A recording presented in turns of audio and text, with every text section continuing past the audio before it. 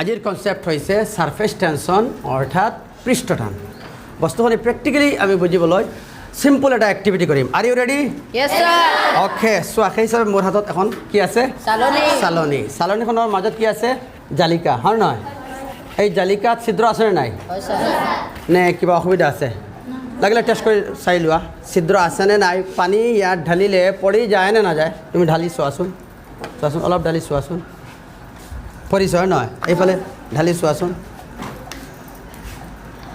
পৰিছেনে নাই তুমি লাগিলে চাই লোৱা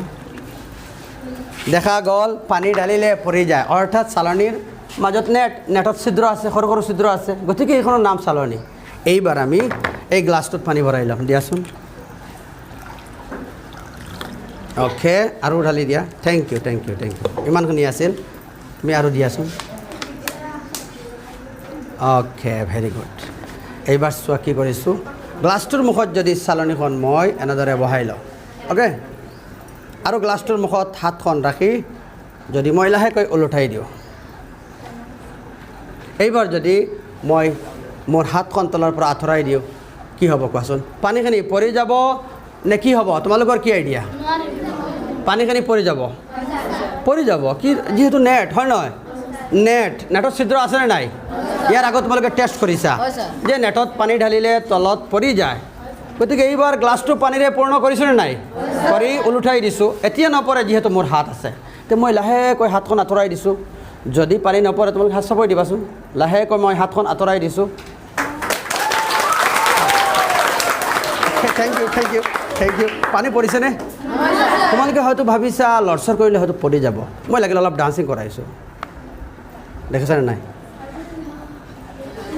ডান্সিং কৰাইছোঁনে নাই এই গ্লাছটোৱে ডান্সিং কৰি আছেনে নাই ক্ল'জ আহি দেখুৱাই দিয়াচোন গ্লাছটোৰ ভিতৰত পানী আছেনে নাই আছে কাৰোবাৰ হাতত বেজী আছে লাগিলে তুমি বেজী মাৰি চোৱাচোন গ্লাছৰ তলত বেজী সোমাই দিয়াচোন সোমাইছে চোৱা ওপৰেদি বেজীটো ওলাইছে গ্লাছৰ ভিতৰত দিয়া চোৱা